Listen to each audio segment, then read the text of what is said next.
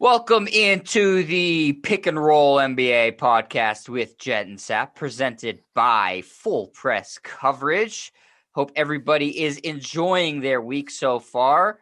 Player who is enjoying his week and his season, quick transition into the intro, is Moses Brown. Yes, that's right. I'm starting off the show talking about Moses Brown. Do you know who he is? Are you watching my face on YouTube? Do I look confused? I know who he is because I saw him go for 20 and 20 against the Celtics the other day. Most people don't know who this guy is because he is an undrafted free agent out of UCLA. He plays on the Oklahoma City Thunder. And this isn't even his rookie season. He was on the Trailblazers last year. Who the hell is this guy who's suddenly putting up 20-point rebounding games? And why isn't he on the Boston Celtics, Sap? Well, they've got their own version of Moses Brown. That would be Robert Williams III, although he was a draft pick. Moses Brown somehow wasn't even drafted, if not more. I mean, Moses Brown is 7'2", about 245, right? Went to UCLA. You would think that a 7'2" guy who can walk and chew gum at the same time would be drafted somewhere in the NBA draft. They draft dudes who can barely stand at 7 feet. This guy's 7'2" and athletic. He doesn't fit into today's NBA game because he's not a stretch four or whatever. He doesn't take three-pointers, but who cares? He can rebound. He can block some shots.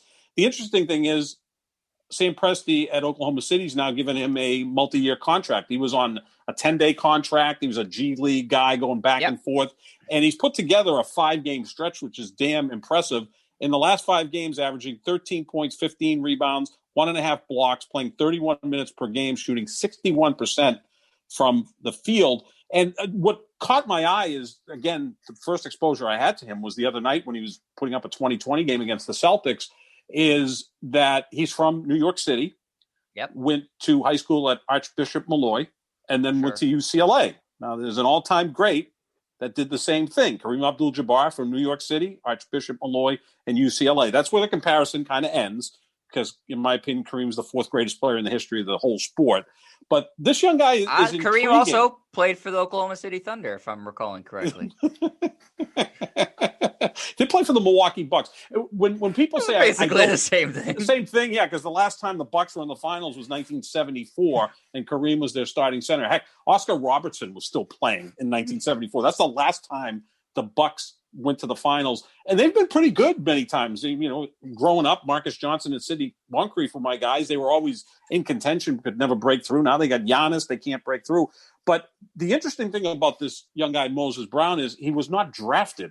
And normally NBA, undrafted free agents don't really make any sort of impact. And I'm not saying this young guy is going to be a future all-star and is going to lead the Oklahoma City Thunder to a championship, but that's a pretty impressive 5-game stretch. He also has apparently good hands. You could tell from that game.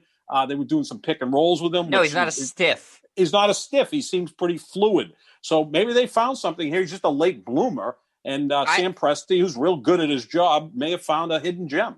Yeah, I just, like you said, Sep, I don't understand how he didn't get drafted, because usually if you're over 7 feet and you played at a competitive school like UCLA, you typically get drafted. I remember, and maybe, like you said, maybe it's because the league's gone such a different direction, but I'm remembering, back 15 years ago or so, maybe even 20, the Blazers drafted this guy, Ha-Sung Jin, out of South Korea, who was 7'3", purely because he was 7'3". He couldn't play basketball at all. I think I have his rookie jersey card. It's not worth much. But like, this would happen all the time. They draft players would be drafted from all over Europe, countries you've never heard of, all over Asia, anywhere. If you were over 7 foot tall, they'd give you an NBA contract and you'd be picked in the draft. Now you're finding athletic 7'2" guys who are undrafted. And I think really what it does, Sap, and we're going to explore the sort of history of undrafted free agents in a second. It speaks to how much talent is out there, because you can uncover these good players now, because not every good player gets drafted anymore. And you're going to see the trend when we're going to talk about these undrafted players that in the past 5 to 10 years, suddenly they're starting to actually make a big impact. And it's not quite the NFL where every year you're finding gems. And like Bill Belichick is the best at it. I mean, he's incredible at finding these undrafted guys. Not so great at drafting, really good at undrafting. He's better in the undrafted free agency than he is in the second round often. He is, yes. And so it's really, I think the most interesting thing about it, and a player like Moses Brown, is this is where things are headed, where there's going to be good players who go under the radar and don't get drafted, and every team's going to have a crack at them, or the NBA is going to expand it to 3 rounds because there's going to be enough players to warrant that. So Moses Brown is just the latest and an example of what I think is where this is all heading, which is more talent, more ability to find guys that are not the typical, okay, let's get a top 10 pick. That's how we're going to get talent. Yeah, I mean, the Celtics have Taco Fall. Now, I don't think Taco Fall is going to develop into anything. I think Moses Brown has already put up better numbers in these 5 games than Taco Fall has put up in his entire career. But there's another guy who's 7'5" that wasn't drafted. One of the best players in college basketball this year, Luca Garza, who played 4 years at Iowa, probably won't get drafted. Or if he is drafted, he might not. Probably, he can shoot threes too, but he's slow. He's so slow, so unathletic.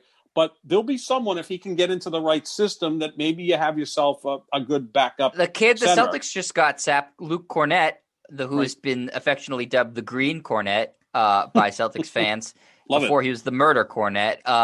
He is 7'2" and shoots threes out of Vanderbilt, and he's a dead-eye three-point shooter. He wasn't drafted either. It's just that the NBA has gone such a different direction where you can't just be a 7-footer who plays down low. You have to be a 7-footer who plays down low and shoots threes and is quick and can guard multiple positions. Whereas the NBA used to be from the onset until about when Seth Curry came into the league, if you were a 7-footer, the NBA was a great career for you. The NBA was willing to welcome you with open arms. Now, not so good to be a 7-footer. Because they're asking a whole lot of you.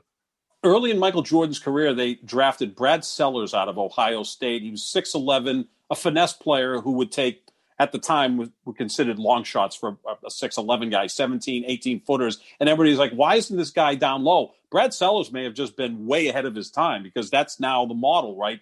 6'11 guys who can go out and shoot 25 feet out. I mean, Kevin Durant's nearly 7 feet tall, and he's comfortable taking 35-footers. Now, obviously, he's an outlier among outliers because I believe he's the most versatile scorer in the history of the sport. But, yeah, I mean, I'm sure they would have found room. Is, 7'3", 7'3". I'm sure they would have found room for Shaquille O'Neal, who was the classic back-to-the-basket power player, right, at 7'1", 350. But they would have asked him to do different stuff than he was doing in his prime now. They would ask him to do different stuff. Yeah, he'd have to change around a little bit. Could he carry as much weight as he did back then? Would he have to slim down? I mean, Shaq, I always hold this against Shaq that he could have been even better than he was. Great He'd player. struggle more defensively now. The offense wouldn't be an issue because he would just still dominate. And he could score quickly because he could just dunk over people or muscle them. Yeah. But he'd have to be pulled out to the 3-point line, which he never really was in his whole NBA career. No. I mean, I think Kareem would have adapted better. Kareem was more nimble than Shaq. Kareem also was a career 78, 79% free throw shooter. So I think Kareem would have eventually, if he was playing now, would have figured out that, I can take threes and hit them, corner threes, whatever the case may be. He would have adapted to that. Shaq, again, when you see someone really struggle at the free throw line, you can't jump to the conclusion that they're also now going to, improve the free throw shooting and become good 3-point shooters. That's what's the interesting thing about Aaron Gordon. This year is like a 60% free throw shooter and a 40% 3-point shooter. It's like, that doesn't make any sense. Yeah, and I went over this the other day when we were talking about Brandon Ingram. Earlier in his career, he was a really good shooter, but he was like a 60% free throw shooter. It doesn't make sense. No sense at all. Yeah, that's just concentration. It's concentration. It could be conditioning, whatever the case may be. But yeah, I think of all those great old centers, I think Kareem would have figured it out. I think Olajuwon would have figured it out. Olajuwon would have been a guy. Olajuwon would have been a great 3-point shooter. He just would have figured it out. He's such a great athlete, and he was a soccer goalie, so he had a great foot-eye coordination. But this young man, I was just intrigued by him. But as you were talking about, Jet, just in the history of the league, there haven't been a lot of impact undrafted free agents. And again, there was a time when the draft was 7 rounds. I remember because I used to cover them in the 80s. It would just be like I thought I was going to get drafted one year because they're just, were a lot of players being drafted. Now it's 2 rounds, so you get 60 players drafted, so everybody else goes into a pool of undrafted free agents. But not many in the history of the sport have been undrafted free agents who went on and to be Hall of Famers or impact titles. So no, but I'm telling you now, not that Moses suddenly, Brown is, but suddenly you're going to start. Suddenly, you're starting to see it where every year a couple of guys are. So I do think it's going to expand eventually. I'm not saying in the next 5 years, but more and more talent's coming to basketball because less and less talent's going to go to football. That's just how it's going to be in this country because people aren't going to play with the concussions. It's just how parents aren't going to let their kids play. So you're going to see more, and it's growing internationally. So they're eventually going to be forced to expand it. When it's going to happen is when somebody's undrafted and becomes like a phenom, a guy who ends up in the Hall of Fame, and they're going to say Tom Brady, 6th round pick, we can't have this overall. sort of stuff happen. Yeah. So it does have us. I think it's less about Moses Brown this conversation as opposed to what the NBA is becoming, which is such a talent laden league with guys who are coming out of anywhere to potentially make an impact. And we were looking sort of at who are the best undrafted free agents of all time. And the list is sort of scant. And then you go into the last 5 years and suddenly there becomes a lot of impact players. I'm not saying guys there's really one guy who stands out to me, Sap, and I'm sure in your research you found this too, stands out as the best undrafted free agent ever. To me, at least there was. Yeah, it's Connie Hawkins. I'm going way back. Yeah, I didn't count Connie Hawkins. Okay, your dad probably would appreciate that as well. He was an undrafted free agent on a technicality. It was a little bit different than he wasn't good enough. He was also the best high school basketball player on the planet. And he went to Iowa. He was great at Iowa. Then he got involved wrongfully in some sort of gambling scandal that he had nothing to do with, but he got banned from the NCAA. The NBA wanted nothing to do with him. The ABA wasn't even formed yet. So he played with the Harlem Globetrotters for 4 years. The ABA brought him in, and finally he'd filed a lawsuit against the NBA. And at that point, the NBA says, okay, now you can come into the league. And he was like first team All-NBA his first year with Phoenix at like 27 or 28 years old. So he's the greatest undrafted free agent in the history. But again, that's more on a technicality. If he had gone to school for 4 years at Iowa, he most likely would have been the first pick in the draft. But circumstances out of his control changed all that. Are you thinking Ben Wallace? Yeah, Ben Wallace is the guy. Yeah, that would be the guy of the true undrafted free agents. He went to what, like Virginia Union? Yeah, he went to like it was like a military school. Yeah, I think it was Virginia Union, or was that Charles Oakley School? I think maybe they both went to the same school. 5-time All-NBA, 4-time Defensive Player of the Year, which ties him for the most Defensive Player of the Year awards of all time.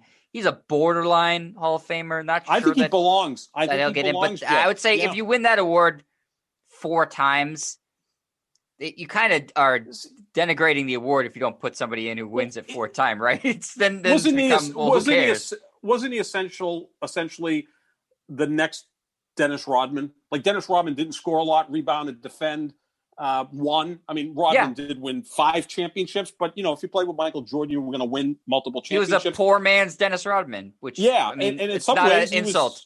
Led the league in rebounding multiple times and was a key figure on a championship team. I wrote a column last year about 5 players I'd like to see in the Hall of Fame, and Ben Wallace is one of them. I know he's a semifinalist or a finalist this time around. Hopefully he gets in. I think he deserves to be in. And you've got a team there in Detroit that did win a championship, but also a team that went to the Eastern Conference Finals like 4 out of 5 years. So they were really good for a 5-year period, and they don't have anybody other than, of course, Larry Brown only coached there for a few years in the Hall of Fame. I don't Chauncey know. Billups is a borderline guy. Is there any championship team that has not put in a Hall of Fame player?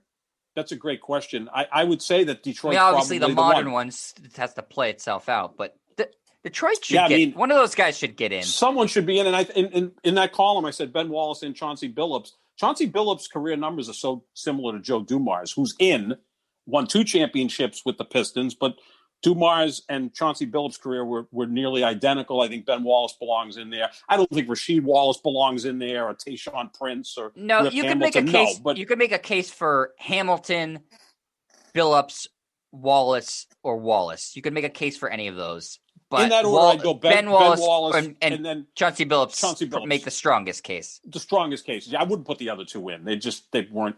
But here's Ben Wallace's career highlights, Seth, before we move on to the rest of the list. He won 2 NBA Finals appearances. One of them he won in what was one of the biggest upsets in the history of the NBA Finals. 4-time Defensive Player of the Year, 02, 03, 05, 06. 4-time All-Star, 3-time All-NBA second team, 2-time All-NBA third team, 5-time All-NBA first team, 1-time All-NBA defensive second team, 2-time rebound leader, 1-time blocks leader, has his jersey number retired in That's a Hall of Famer. Detroit. Especially the Basketball Hall of Fame tends to let more people in that probably belong in there. He belongs in the Hall of Fame. That's just, my opinion. Yeah, and the team was always really good. They made 5 or 6 straight conference finals, the Pistons. You didn't listen to me, Jet. I said that a minute and a half ago. I said I think 4 out of 5 years. When the host doesn't listen. See, no one listens to me. I feel like the dad in my big fat Greek wedding. I just assumed you were talking about LeBron or Aaron Rodgers. Not always, no. Jet. I'm trying to branch out into these other guys. He's also in the Michigan Sports Hall of Fame. Take that for what it's worth. I don't know who they put in. Yes, Virginia Union, by the way. We were correct, Seth. That is where he went. I pulled that one out of my ass, didn't I? The Virginia Union Panthers. There you go. They are located in Richmond, Virginia. Have you ever been? Hopefully. No, I've never been to Richmond. Wasn't he in camp with the Celtics at one point? He was. Yes, he was. Yes. That was I believe that was Rick Pitino who passed on him. No slander Jim on O'Brien. Rick Pitino. Yes. Maybe it was Jim O'Brien. He actually started with the Wizards, then ended up on the Magic, and then the Pistons found him, and it worked like gangbusters for the Pistons. So it took him a while to get going. What an amazing story, though. Undrafted, then they had to go through all that and talk about a self-made man. He belongs in the Hall of Fame. That's my new campaign, to get Ben Wallace into the Basketball Hall of Fame. That's my thing. It took me 15 years to get Jerry Kramer into the Pro Football Hall of Fame, the great Packer guard.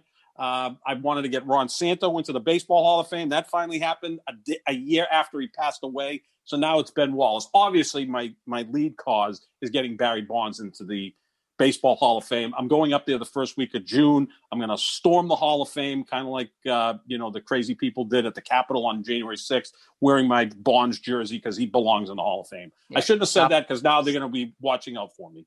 Stop the steal. That's what you're going to say. Stop the steal. Yes. Yeah. And then you'll be on the phone with Fox News saying, I was just hugging all the police officers and security guards. I love them. They're very good people on both sides. Tremendous people. I'm curious who else you had on your list, Sep. Those were the first two that came to mind. Were Connie Hawkins and like you said, Connie Ben Hawkins Wallace. Technicality, Ben Wallace for sure. Was there anybody else that stood out to you though? There were a few other players, but I think you have not the list saying in Hall of front Famers. Of you. No, but you have the list in front of you. Yeah, guys that I look really do. Good. Why don't you run through them and I can kind of react to that. The best one currently playing in the NBA right now is Fred VanVleet, who is who is an excellent player, borderline All-Star this year, may end up making an All-Star game or two by the time his career is over. Just signed a nice contract with the Raptors this past offseason. He was undrafted after being everybody knew who he was too, because he was a college star at Wichita State, a team that made noise in the tournament, but he was undrafted because he was undersized and has come into the NBA and been pretty much good from the get-go and has a title with the Raptors already. So, that's a great one as well. Probably the best player in the league right now that was undrafted. He was on that list. There were a few other older players. Is a Bruce guy Bowen was who another won guy. a couple titles with San Antonio as a starter and a major impact player, a really, really great defensive player. He was undrafted. A guy who could play a big role in a contending team this year, Seth Curry, was undrafted, and which is strange because, obviously you would take the flyer on the kid who's brothers with Steph and dad played in the NBA and who went to Duke, but he went undrafted. Raja Bell, similar to Bruce Bowen type of player for the Suns when they were very good, gritty defensive player, probably best known for trying to throw the ball at Kobe's head on the inbounds pass when Kobe didn't flinch. Again, it's filled with guys now, Sap. I'm just going to run on guys who are still in the NBA before I get to the last two who are notable. Robert Covington was undrafted out of HBCU. Good player. TJ McConnell, undrafted. Royce O'Neal is starting for this Jazz team that is, running roughshod through the regular season. Christian Wood looked like he was going to be a potential all-star before his season got derailed and probably the rest of his career because he's on the Rockets now. Duncan Robinson, you saw pay big dividends for the Heat in the NBA Finals and NBA Conference Finals last year. Celtics fans saw this guy the other day, Lugience Dort on the Thunder. So like I said, it's happening more and more frequently with these undrafted guys playing an impact role because these are starters on good teams. Sap, O'Neal, McConnell, Duncan Robinson. The Thunder aren't that good right now, but Dort was a starter on the Thunder last year when they made the playoffs. Christian Wood's having a really good year with Houston. I mean, it almost sounds like an oxymoron. He's just been hurt. It's not his fault. Been hurt, but he's a good young player, right? I think he's putting up some serious numbers. And then two guys, older guys, Sap, John Starks and Avery Johnson, both undrafted. Yeah, and Avery Johnson is a champion with the San Antonio Spurs, and John Starks, if he could have hit maybe one shot in Game 7 of the 94 finals, would have been a champion as well. I think he was 1 for 16 from the floor that night against the Rockets in Game 7. Yeah, he made Evan Fournier blush. Yeah, Fournier somehow went 0 for 10 to start his career with the Celtics. And just think of that thing, and I know sometimes I go down a rabbit hole, and I apologize. But go back to the 94 That's why I don't finals. listen to you, Sap. That's why you don't listen. You'll probably come back in 3 minutes and go, what about the 94 finals? No one talks about that. I'd like to forget the 94 finals because it was ugly basketball. The 90s was very ugly to watch. And then you had the Rockets and the Knicks who brought like a football element to it. I'm sure you were, 5 years old at the time? That may have been your first finals you remember. That's why you probably loved it, because it was just watching like football. You had like Charles Oakley and Otis Thorpe like crashing into each other, and John Starks played, with a certain edge to him. He had Olajuwon and Ewing in the middle. But if the Knicks had won that title, I wonder what the legacy of Patrick Ewing and Hakeem Olajuwon would be, because then they'd each have one championship. So maybe you'd recognize Ewing higher if he goes into the Garden and you're a security officer. That's true too. Yeah, how can you not notice that's Patrick Ewing at Madison Square Garden? I mean, that'd be like Kevin McHale or Bird or Parrish walking in to TD Garden and people saying, "Who is this guy?" Actually, that's even worse in New York because it's the same damn building the guy played in. Right. Yeah. So, but I wonder. I still think Olajuwon was the slightly better player than Ewing, but it would have been closer if the Knicks had won that championship, because they each have one championship, and Ewing did beat Olajuwon in college in the championship game.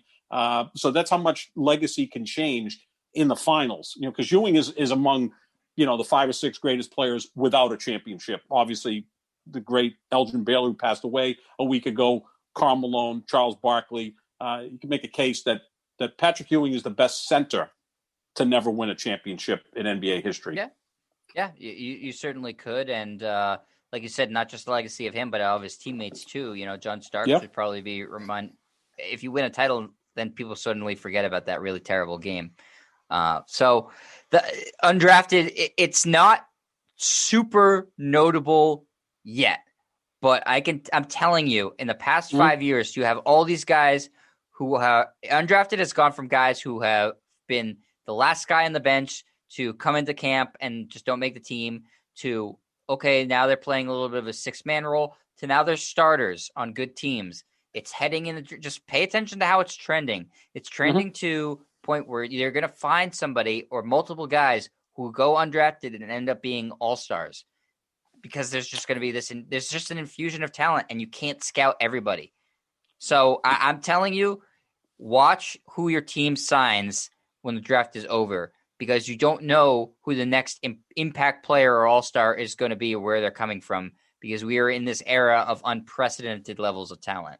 The talent is incredible at this point, the best it's ever been in league history. And as you said, Jet, you have college basketball, that's a great talent pool, but you got players going from high school straight to the G League. You've got players from Europe, Asia, which hasn't flooded the market as much as I thought, but there's also South America. The talent Africa's pool starting is their phenomenal. professional And league Africa this year. This is the start. Yes, this is Masai Ujiri, and President Obama have worked a lot on that. And it's going to yield results too. Oh, it's just going to be phenomenal, right? I mean, you can make a case that Joel Embiid and Giannis both, were born in Africa and then moved from there. Giannis went to Greece, and then Embiid, I believe, came to the United States to play high school basketball, but they were from the continent originally. But yeah, once we start to see even growth from Africa, the talent pool is unbelievable, because right now this is the second most popular sport in the world behind only soccer. And you brought up earlier, if I had a great athlete as a kid, I wouldn't want him to play football. I just wouldn't. I mean, the concussion issue really is an issue that sickens me. Also, the careers are short. The contracts aren't guaranteed. Look, and I'm not going to have a kid. I don't have a kid, nor am I going to have one that's going to be that type of athlete. But I'm just, putting myself in that situation. Basketball, the career is long. The injury concerns aren't that big. You can have a 15-year career and make a ton of money. I mean, look, LaMarcus Aldridge, we talked about on the last podcast, who's I guess a borderline Hall of Famer, right? He's made over $200 million. Yeah, is he going to make that in football? Gordon, we talked about this in the offseason. Gordon Hayward's made over $200 million already. Yeah, both guys. He's barely played. He's played one All-Star. He's been in one All-Star game. Yeah, so I mean that's where you go. I mean, to get to that level in the NFL, you better be a franchise quarterback. And even then, the last few years of the contract, they kind of dick you around, and all of a sudden they, move you. I mean, look, it sums up the sport, the difference in the two sports. Tom Brady, the greatest quarterback ever, got nickeled and dimed by the New England Patriots the last 3 or 4 years he was here. Yeah. I would never see that happening to LeBron James. First of all, LeBron James would just become a free agent when his contract's up and go to the highest bidder. And that's why I supported Brady in going to Tampa. I'm like, go get what you want to get, Tom, because you've given this team endless discounts. And if this is how they're treating you, remember going into, I think it was the 2018 season, we were working on the Herald together. They gave him this insane incentive-laden contract to the greatest quarterback ever. Really? Like, yeah, it's based off of league averages too. Yeah, and it really should be individual. Yeah. It should have been an individual thing, but that's neither here nor there. Should be no incentives. Totally like that. different leagues. Yeah, exactly. So that's why you're going to say, look at Zion, right? Like Zion in the past, I'm sure, when he was in 10th grade, the football coach where he was at, or in college, Zion would be a first round pick in the NFL. If he said, you know what, I'm really sick of basketball, I'm going to go play in the NFL.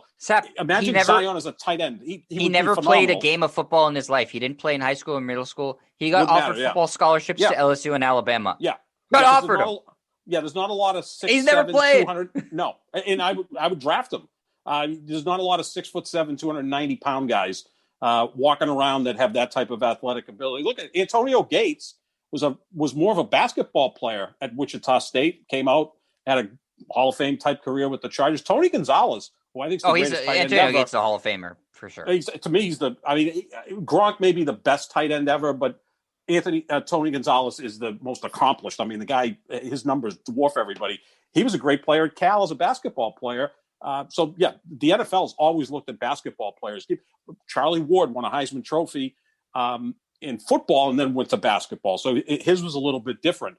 But, the sport's kind of connected at some point. But I would prefer to be a basketball player. The careers are longer, the money's guaranteed, and you're not going to retire and worry about how long you're going to live because of the concussion issue. Yeah, and speak about all the orthopedic issues too. It's brutal. Oh man, it's sad. I'm not saying that basketball is not hard. You're going to deal with some knee stuff, but you're not talking about dealing with never being able to walk again or go to the bathroom on your own. Yep, so exactly. Again, we got a little bit off track here, but I'm just saying. My fault. No, it's okay. Do you remember the 94 finals? That's what I wanted to bring up, Seth. Yeah, so you would. I'm going to get you the DVD of the 94 finals. It's like watching paint dry, but you will enjoy it because it was like tackling and punching and low scoring games. It was quite interesting. So I'm curious to see who's going to be undrafted and be really good after this year's draft, because there will be at least 4 or 5 players from every draft going forward now that will end up making an impact in the NBA. And you couldn't say that 20 years ago. You couldn't even say that. No, not at all. Even 10 years ago. Then you started to see that because now the talent pool is just so good. Right. Like, who wouldn't want a Fred VanVleet on their team? Any team would love to have Fred VanVleet. And he's not even overpaid. He signed a big contract. He earned it. He's a hell of a player. Big reason Toronto won the championship 2 years ago. You can make a case he was the 4th best player on that team behind Kawhi, Lowry, and Siakam. I mean, I can make that case. Serge Ibaka had a nice final series as well, but VanVleet was huge in those playoffs. Yeah. So let's end the show today, Sap, with checking in on our MVP ladder. Let's do our top 5 because it has been changing a lot with injuries. Basically, it's been the reason it's been changing so much. What do you got? What do you got right now? I got at number 5, Giannis, the 2-time reigning MVP. He's putting up numbers like he normally puts up. He's creeping back in it. He sure is. 28, 11, and 6. The team's 29 and 17. I think there's some sort of MVP fatigue. Chamberlain, Russell, and Larry Bird are the only 3 players in the history of the sport that have won 3 consecutive league MVPs. I don't think Giannis is going to do this unless the 4 guys that I have above him all have their numbers go down or don't play a lot down the stretch. Number 4, I've got LeBron James. Here's an interesting number. With LeBron on the court, the Lakers are plus 281 points this year. With him off the court, they're minus 61. That's the definition of MVP. Yeah, that makes sense. Yeah, it makes sense. The best player in the world not playing will impact the team. James Harden, I have at number 3. The numbers he's putting up are just incredible. He's averaging 26 points per game and leading the league in assists with nearly 12 assists per game. So he's still putting up a lot of points while leading the league in assists. That's an incredible combination. By the way, throws in about 8.5 rebounds a game as well. The team's 32 and 15. He's been the one constant since he got there. I still think he's going to get punished and should be punished because the first month of the season, he just mailed it in with Houston, forced his way out of there. It's the 2020-2021 MVP, not just the 2021 MVP. So I got Harden at number 3. Number 2, I have Dame Lillard, who I had number 1 last time we did this exercise, averaging 30 points, nearly 8 assists. His team is 28 and 18. The same record as the guy I have at number 1, and that's Nikola Jokic for the Denver Nuggets. So if you look at team success, Portland and Denver have the same record. And I know Dame did a lot of this without CJ McCollum, but Jokic's numbers are just staggering. 27, 11, nearly 9 assists. And the thing that I think puts Jokic and Dame ahead of a lot of the other guys is they've both been durable. Harden, again, we're going to punish him because of the way he acted in Houston. LeBron's been out now for a week and a half. Giannis, there's a certain amount of fatigue. Embiid's not even in my top 5. He was probably at the forefront of this when he got hurt. So I think that those guys, if you miss 10, 12, 15 games this year, you're probably out of contention for the MVP. So I've got Jokic 1, Dame 2, Harden 3, LeBron 4, Giannis 5. In 10 days, 2 weeks, when we do it again, I'm sure it's going to be totally different because it's been a very fluid exercise. I'm going to do mine, and then I'm going to ask you a question because I think it's an important question. So I'll do mine quickly then. I have LeBron at 5. I have Embiid at 4. They're both going to end up not winning it because they're going to miss too many games. Yep. I have Giannis at 3. He's completely creeped back into it because the Bucks are playing really, really good right now, though they somehow managed to. Oh no, they didn't lose to the Celtics. The Celtics pissed that one away. Well, they split 2 games though, and the Celtics destroyed them in the back-to-back. So in the second game, the second game of the back. Giannis didn't play well in that game, but the Bucks are playing better. Jokic, I have at 2. I have Lillard at 1. So just flip flop them. Yep. Jokic has had a healthier team for longer. True. It's basically so I'm penalizing him, which isn't really fair to do. But Lillard, I've just been really, really impressed with how he's carried the team. My question for you, Sap, is this is our personal MVP rankings. I left James Harden out because screw James Harden. He tanked the team on purpose. The numbers would indicate to me he should be at the very top of the list in the team record, but I'm just not giving it to him. You can't intentionally make a team worse and win MVP in the same year. I'm not okay with doing that. So the question for you I have, Sap, before we get out of here is, that's your personal rankings. If the season ended today, who do you think would win the award? Not who should win the award. Who do you think because it's voted on by the media. Right. Who would win the award? Jokic.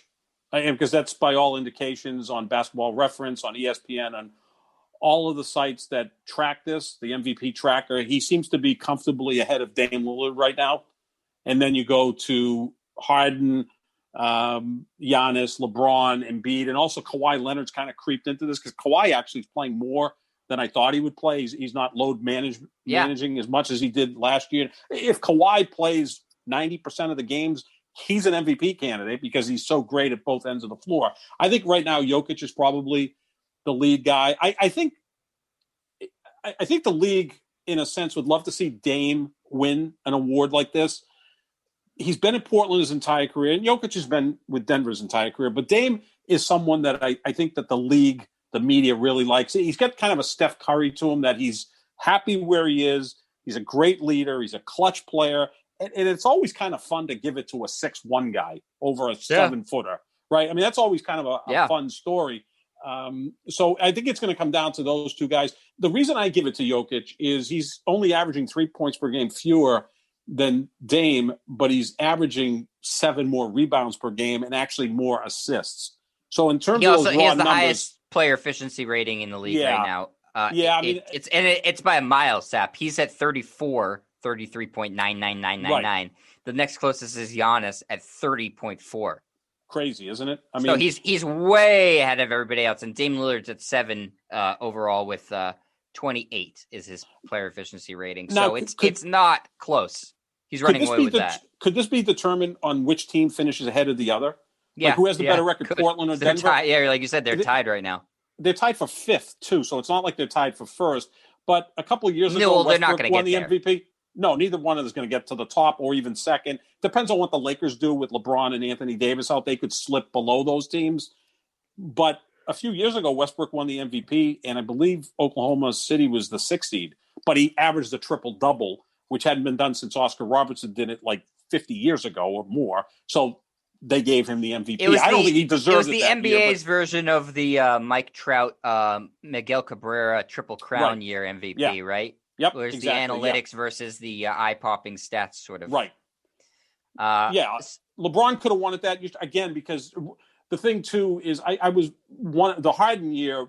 Harden had a great year, but LeBron had better raw numbers because he played every game, and Harden missed like 12 games. So you can fight, all these. This is going to be an interesting one because there's literally 10 candidates, right? I mean, yeah, but people have been dropping like flies off of it because of the injuries, not because of play. I mean, and look, LeBron slightly not because of his play, but because of the team's play. The team's play, and let's not throw out one name that I threw in there a couple of times, Chris Paul. But that's more in terms of leadership, making those around you better, having an impact, like a true MVP.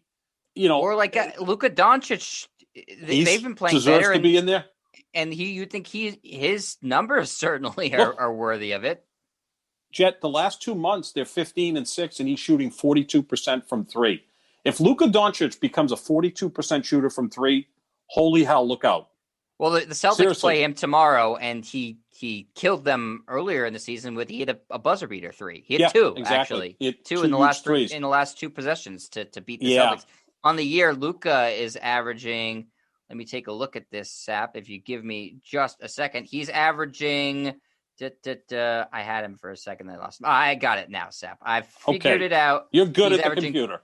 28.5 points per game, Yep. 9 assists, and 8 rebounds. And he's 6th in the league in per. And like you mentioned, he's shooting the 3 ball a lot better. He's up to almost 37% on 3 this year now. Yeah, I mean, if he crawls to 40% even, I mean, he shot 42% from 3 the last 2 months, and that's one of the reasons they're winning 3 out of every 4 games. And he was the favorite at the beginning of the year. Preseason, he was the favorite to an MVP. Yeah, and he's going to win this thing at some point, right? I mean, he's too good not to. Yeah, I think in a column I wrote on Full Press Coverage where I think Zion's going to be the face of the league. I also think that in like 3 or 4 years that Luca may be the best player in the league. The only problem with Luka is on the defensive end. He's really poor down there.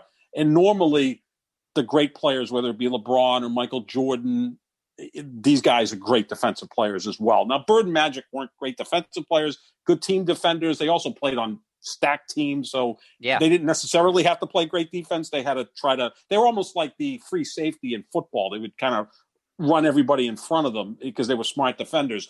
Luka's a liability on defense. I think he can get better there. My concern with him is if he continues to improve as a 3-point shooter and a free throw shooter, I predict now that this kid may become the all-time leading scorer in the history of the league because I think LeBron's going to surpass Kareem. I think Durant's going to get there, but Durant's not durable enough to surpass the top 3. I think Luka could be the guy because he's so young and he's off to such a great start. But he does have tread on his tires because he played in Europe. He does. He's been playing professionally since he's, 14, 15? And he doesn't look like he takes conditioning all that seriously. No, I think somebody will break LeBron's probably because I do think you're right. He'll end up breaking Kareem's. And the guys come into the NBA so ready now to score. that. I could see. I totally see where you're getting at too. Another name is if the team was playing well, you'd have to consider Zion as an MVP front runner, but their team's not playing nearly good enough. No, he's averaging 26, 27 points a game this year, Sap. He's going to end up averaging over 30 for a couple of seasons in his career. He scores so easily. He also shoots an ungodly percentage from the floor because he just gets all his baskets in the paint. He just looks like the big kid playing with the little kids in middle school, doesn't he? Like, just get out of the way. I'm going to score. And I think he has an advantage, too, because he's left-handed. And I think James Harden has that same advantage. Sometimes when you're left-handed, you completely screw up the defense. You're just not used to playing left-handed players. I mean, there's scouting reports, so when you go up against Brooklyn and New Orleans, you know that those guys are left-handed, but it's not a natural reaction to try to cover the left hand. And again, I think he can become a decent perimeter shooter or a good perimeter shooter. He should become a decent three-point shooter. He's getting better at the free throw line. He's 20 years old, Jet.